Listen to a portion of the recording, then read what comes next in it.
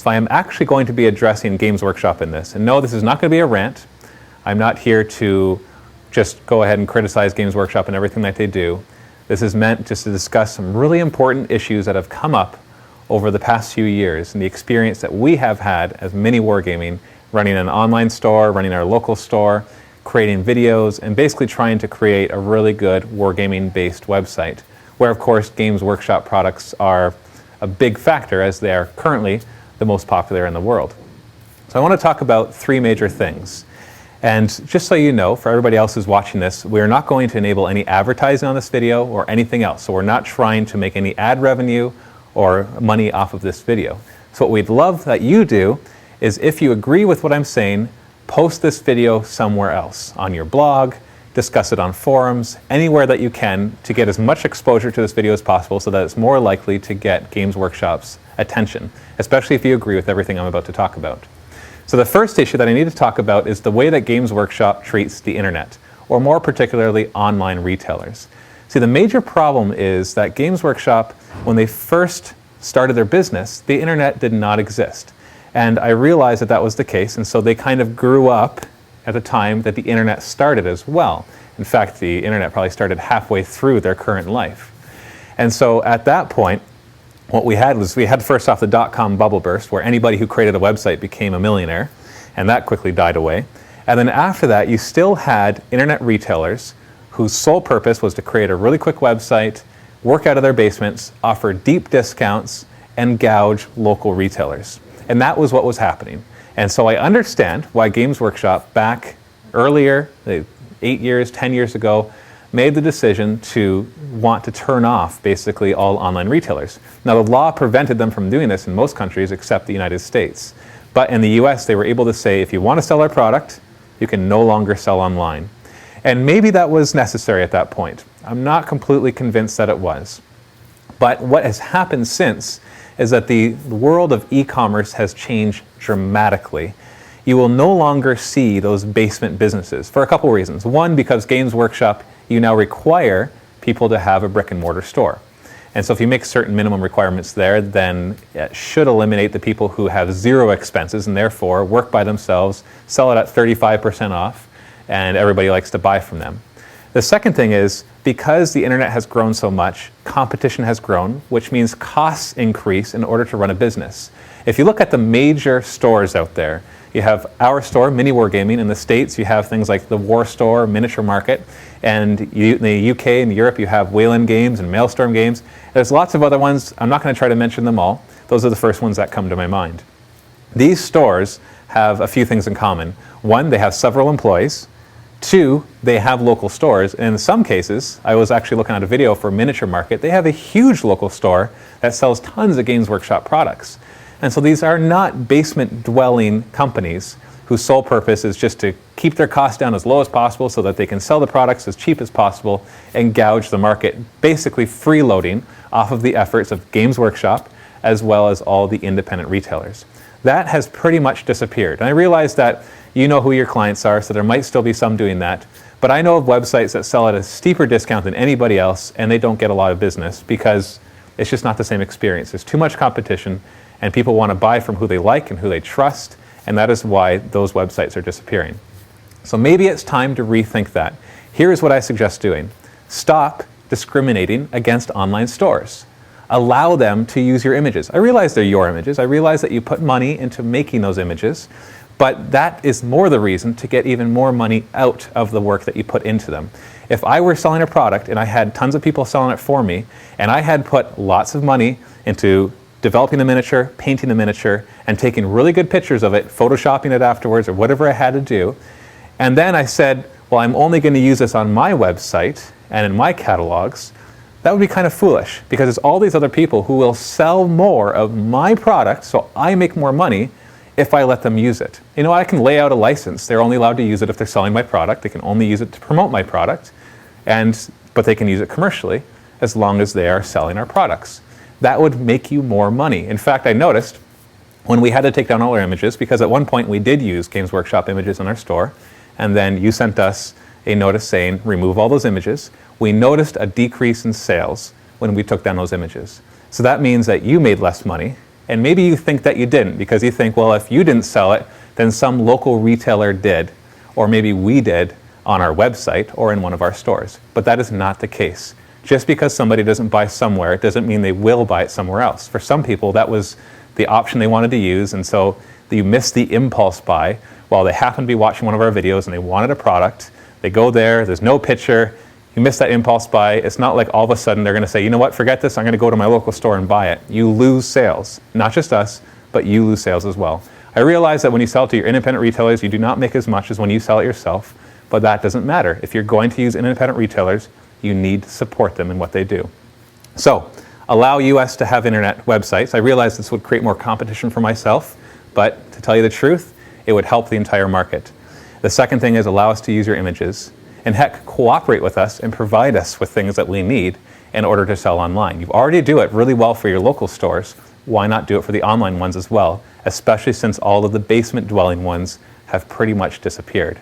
The second problem that I want to talk about is the currency exchange problem. Now, this is a difficult one, and I realize that. I realize that currency exchange rates are constantly fluctuating, and you are a global business, that you are set up not only in Europe, and not only in the US, and not only in Canada, but in other places in the world. And so your costs fluctuate simply because of currency exchange. I realize the frustration of this as I also buy products from overseas and from the States that I sell in my store. So I know what it's like to deal with currency exchange. Maybe not to the same level that you do, but I understand the basic principles.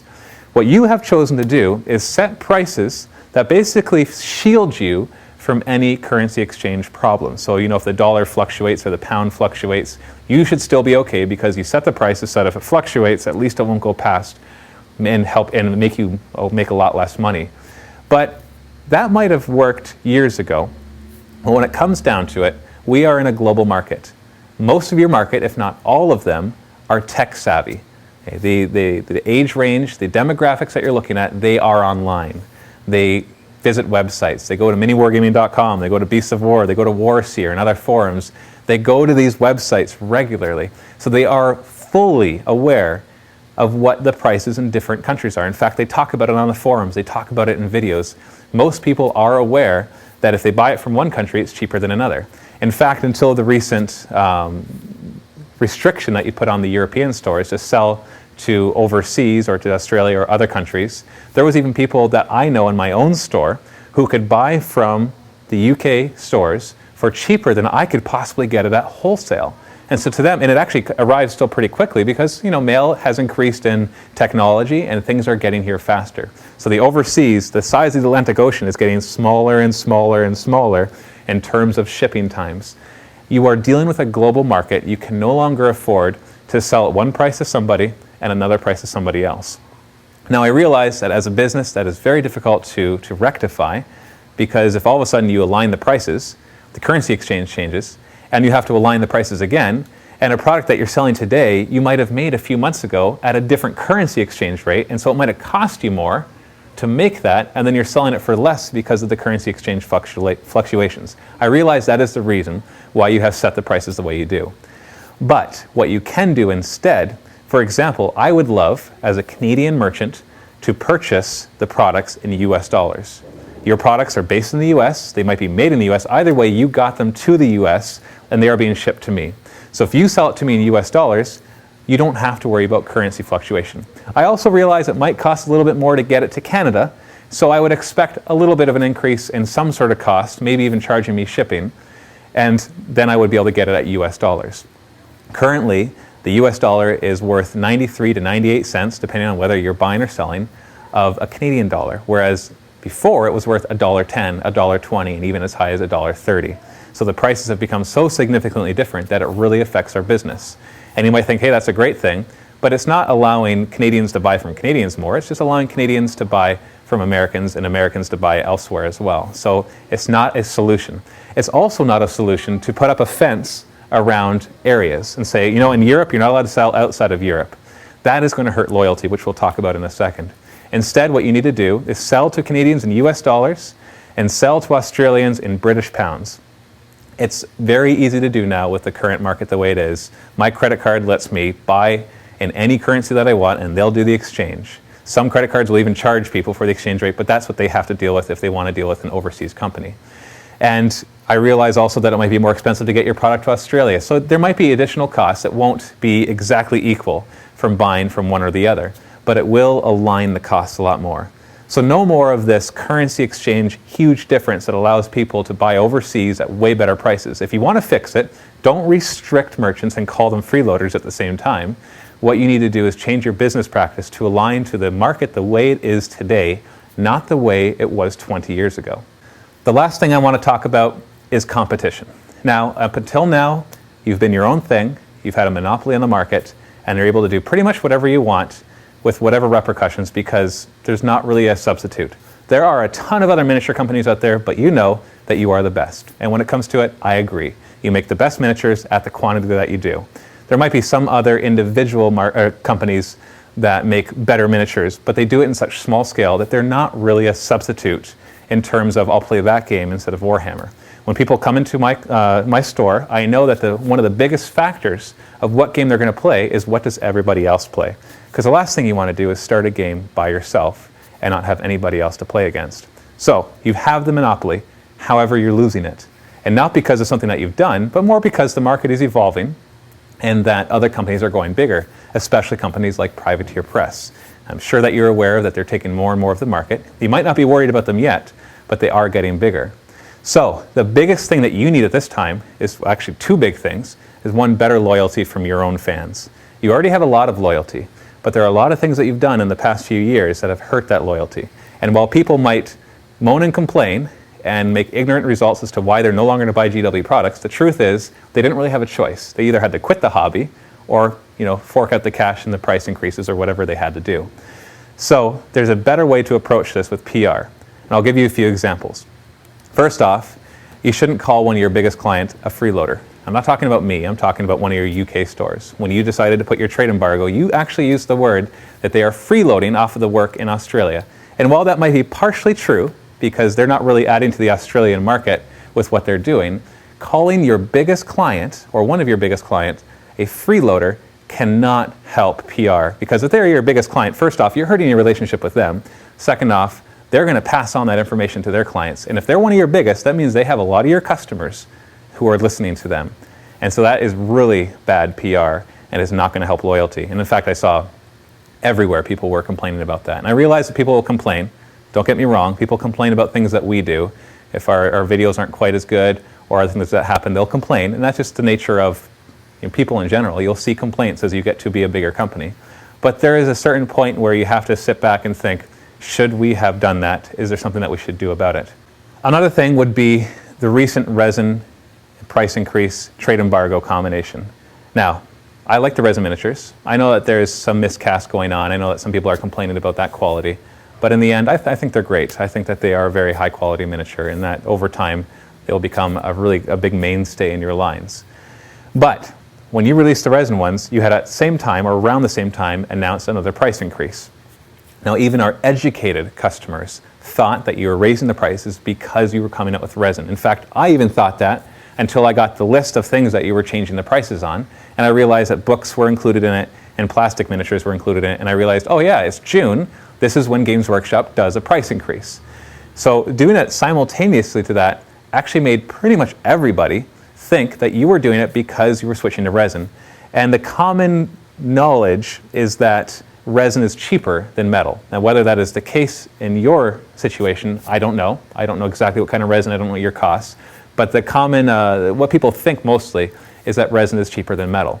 So by switching to something that had a perception of being cheaper and at the same time announcing a price increase, that was a lot of flack that you received unnecessarily.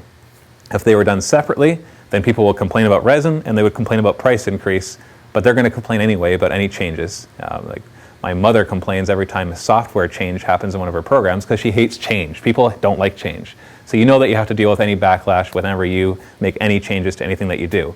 But at least people wouldn't see it as, hey guys, we're switching to a cheaper method and we're going to increase prices at the same time. And that is what the way people saw it. And it took a lot of convincing to certain people to say, no, it's nothing to do with that. Resin might be cheaper, but they're just doing their price increase as normal. And then in the same time, within a week or two of it, announcing that you were doing that embargo or whatever you want to call it, that European stores can't sell outside of Europe, That's just a triple whammy at the same time. So people are like, well, not only are they doing this and doing this and doing this, and they put out all together, and that might actually be enough for them to lose all loyalty and switch companies, quit the hobby, or whatever they are going to do. So individually, they would have created complaints, but most people would have, forgot about it and moved on, especially when they saw the quality of the resin miniatures. The second thing, the price increase, people always complain about that, and then they move on and they buy what they can. And then the third thing, the European embargo thing, people would have complained about that. That's bad PR. Maybe you could have phrased it better, or maybe not done it at all and just changed the way that you do pricing. But they would eventually forgot about it and moved on. But putting all three together was probably a bad PR move. As other companies rise in power and they get stronger, they will become a substitute. They already are. Privateer Press products and other companies are already a substitute. We have a lot of War Machine and Hordes players in our club, and we have a lot of Warhammer players. But War Machine has definitely been growing in popularity very, very rapidly, which means when somebody comes into our store and there's loyalty issues with GW and there's not with Privateer Press, there's more of a chance that they're going to do that. Or people who are already in Warhammer might switch over when they see that War Machine and Hordes is not doing the same thing that you are doing, at least not right now. Maybe once they're bigger, they'll make some of the same mistakes. Which brings me to the last point when it comes to talking about competition. You need to really take a look at your starter sets and how much it costs to get into the hobby. I remember my first experience at the Games Workshop. I walked in, I was greeted by a really good, enthusiastic Games Workshop employee, and he got me excited about Lord of the Rings. And when I asked him how much, or what did I need to get started, he showed me the Mines of Moria box set, and it was like $80 or $90 at the time. And I didn't really think about it. It was like, yeah, $80, $90, it's pretty expensive, but I'll get into it. But now you have other companies that you can get started for $50. A battle box from War Machine is $50. I realize that we are talking about completely different things. Mines of Moria, Assault on Black Reach, they have tons of miniatures in them. They are so worth the price that you're charging. In fact, they are one of the most cost-effective things. But it doesn't change the fact that that is your starter set. That is a set people need to buy, typically, to get started. And if they don't buy that, they have to buy a $70 rule book instead, and a Battle Force or whatever else they're going to do to get started. And that is just not a good way to get started. A big question I have all the time, how much does it cost to play this game? And when it's War Machine, I can say, well, you get a battle box for $50, and you've got enough to get started. You have enough to play a game, you have enough to get going. But if I say, you need Assault on Black Reach, which is $120 now in Canada, you've just raised the price on that, and that does not cover the glue or all these other things, which I realize you also need to buy for the Privateer Press one. All of a sudden that adds up to $140, $150, $160. And the mother with her 13-year-old kid is going, holy cow, that's just what it costs to get started. Obviously it's going to cost even more to really get into it. So you need to reevaluate how you're going to handle that. There's a lot of ways, obviously, you can deal with that. You've probably already thought of them in your marketing, but you need to think about them a lot more because substitutes are coming in. You had the monopoly for years. That is no longer going to be the case. You probably have a decade, maybe 2 decades at most, before Privateer Press is pretty much able to take the business that they need. They're not going to put you out of business, but you are going to notice, if you haven't already, that they are going to take a chunk of it. And then other companies are going to follow suit. And over the next 10 to 20 years, you're going to see that popularity rise. And you know what? You started it. You got everybody into wargaming. You really made it popular. You're the reason that we all love this. But that means that you need to be careful that you're not the same thing. Like it happens in history with other companies. Often the first company that comes along in a market, the second company that comes after them really beats out that first company. Because the first company creates the market and the second company sees everything they're doing wrong and does it right. If you look at car companies, Ford started, GM came in, GM is doing better, or at least was doing better. I'm not going to try to comment on that for current times. But the same thing happens in so many different markets where the one pioneers and the second one comes in and says, hey, that's a great idea, but I have a better way to do it. And they do better. So you got to be careful that you don't become that first company that created the market and then loses it because they lose touch with it and they ignore new technologies and everything else.